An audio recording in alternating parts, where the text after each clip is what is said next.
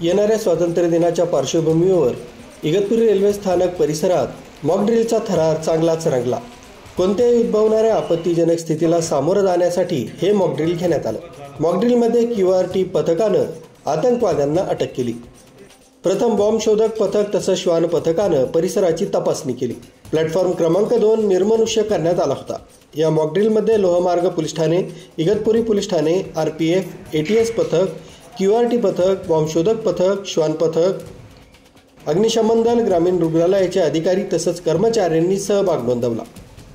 सुमित बोधक, न्यूज 7 मराठी, इगतपुरी।